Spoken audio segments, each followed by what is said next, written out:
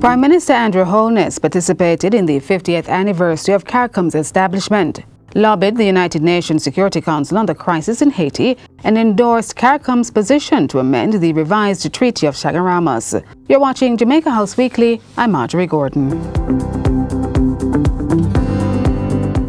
The duties of Prime Minister Andrew Holness last week began in Trinidad and Tobago for the CARICOM Heads of Government meeting. Mr. Holness was accompanied by Foreign Affairs and Foreign Trade Minister Senator Kamina Johnson-Smith and a delegation.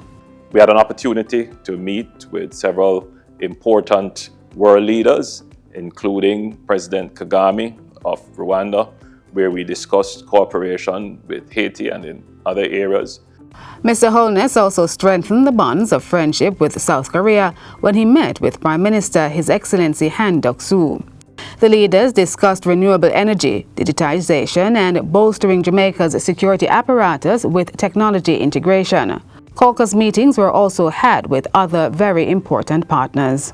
And we had the Secretary of State, Secretary Blinken, from the United States.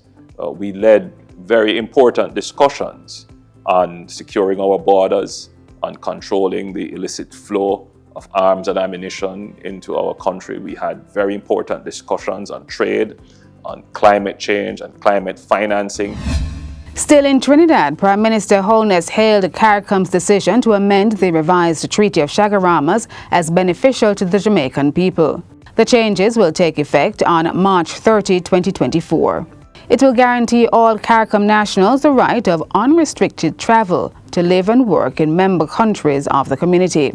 The decision applies to member states that are also part of the CARICOM single market and economy and expands free movement beyond certain categories of skilled persons as previously agreed by CARICOM governments.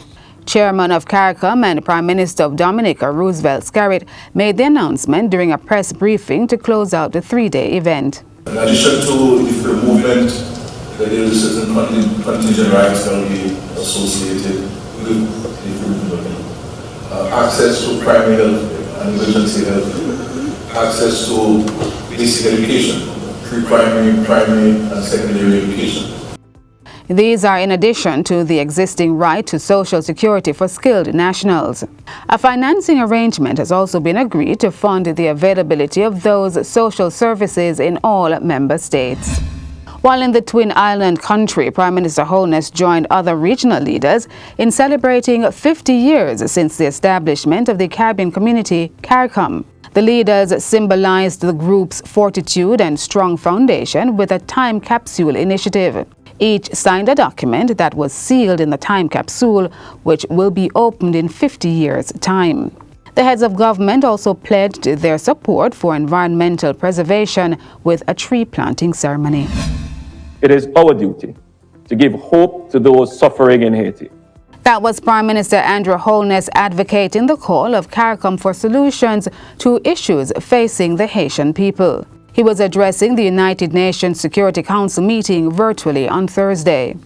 It is imperative that we move beyond the rhetoric of solidarity with Haiti to implementing strategic and targeted action that will allow Haiti to make tangible progress. One of the recommendations is for the UN's integrated office in Haiti to be sufficiently equipped and for strong support to be provided to the Haitian National Police to combat the rising violence and restore order. CARICOM called for a UN Security Council resolution to effect multinational security measures with the appropriate jurisdictional mandate as soon as possible. Mr. Holness stressed that addressing the security emergency also meant dealing with the food crisis. There can be no peace among people who are hungry. To provide immediate relief, it is imperative that the humanitarian response plan is properly funded. We urge humanitarian partners to massively scale up financial assistance, including investing in Haiti's agricultural capabilities for food security and resilience strength. Closing out the week, Prime Minister Holness was at the National Stadium cheering on the athletes at the national trials. The senior athletes were vying for spots on the country's team to the World Championships Games in Budapest, Hungary in August. Mr. Holness also congratulated the Reggae Boys on securing a well-deserved victory against Guatemala. The boys now advance to the semi-final round of the World Cup qualifying stage. And that's it for Jamaica House Weekly. Be sure to join us next time for more of the news stories coming out of the office of the Prime Minister.